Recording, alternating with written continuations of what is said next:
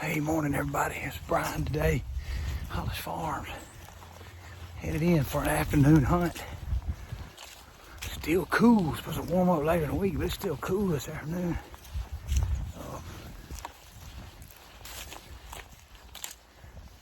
Thought that was an eagle there in the field. Go in here to a stand. I think I videoed from it one time. It's real close to where I killed a deer early season with my bow. Jake and I hunted together yesterday and saw some bucks, saw some young bucks. Nothing to shoot. We were after that 8-point with no brows. Didn't see him.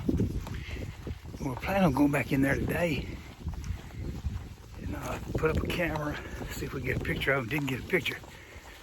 But we did get a picture of one we want to chase. The dandy 10-point. There goes the doe in the fawn right now. Crap. They were bedded right, they were laying down right on the edge of the field. Shoot. Well, I think they'll probably come back to feed. This field looks good. Anyway, that deer, that 10-point one we want to chase. But the wind was 180 degrees wrong today for that stand, so I don't think he's hunting. They duck hunted this morning. Had a long hunt, they wore out, so I think Presley had something else to do. Oh, there's a lot of deer tracks here. So I'm down here. I think Jason's over there hunting somewhere too. Anyway, I'll climb up in this stand. They got a south wind, which is opposite of what we've had. The weather's gonna change later in the week. But, it's gonna be good for this stand. So anyway, we're gonna hop up in here, try to get still, get quiet, stay warm. Might have a little luck.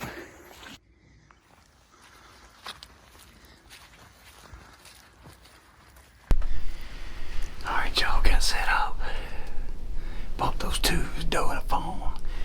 They ran off in a thicket over here between these fields. Got in here's about, let's see, it's 2:20, so we got about 3 hours. Wind's really good. It's in my face. Shouldn't be anything coming from directly behind me. It's just a creek bank and another big field where I killed that doe with my bow early season. Hunted here one time, I saw 7 or 8 deer. The food plot looks pretty good, so this time of year in this cold weather, deer should be feeding. They fed really good yesterday. I'll settle in here. We're kind of hunting old school style. Ain't no windows in this stand. I gotta, them ranch kings will spoil you.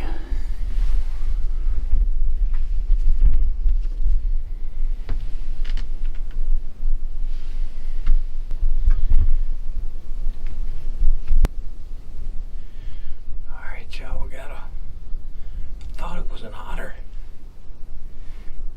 I don't know if that's an otter or not. Yeah, it's gotta be. I thought at first it was a mink, but I guess that's a baby otter. I think Jason videoed some the other day, but it wasn't really very close to where I am now.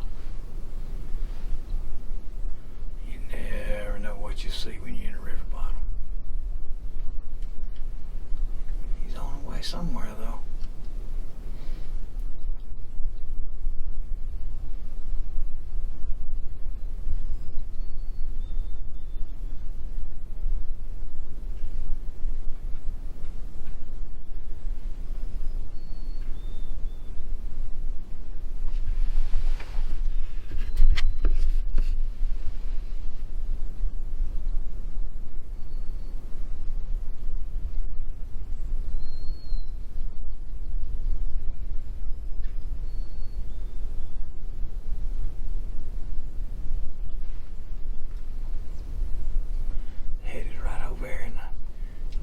Woods over there's a spot that Presley and Jake have duck hunted some.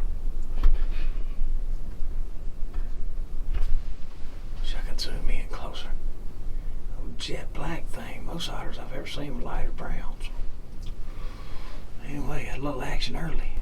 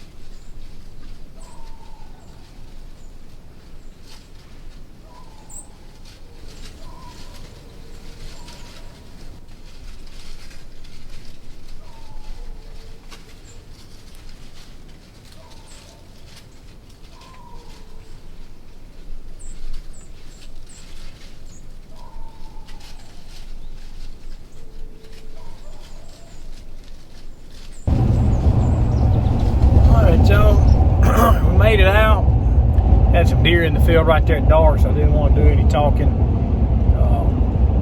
Got my stuff together and slipped on out of there.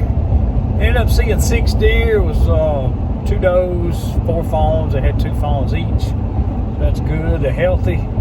Came to that food plot to eat. It's the first time we planted that food plot there ever since we've ever had the farm. So spot we need to keep doing that every year. Maybe have some luck there. Didn't get much footage there. We're gonna be hunting tomorrow too, so we're gonna let this one go ahead and roll on. Not sure about hunting in the morning, but for sure probably a midday and an afternoon hunt. I think we might make a move. The wind may switch back around right for where Jake and I were hunting the other day, looking for that big, the 8 and then another big 10 too. If we get a little west in it, we can really be set up real good. So y'all hang on. We're gonna be right back in the stand.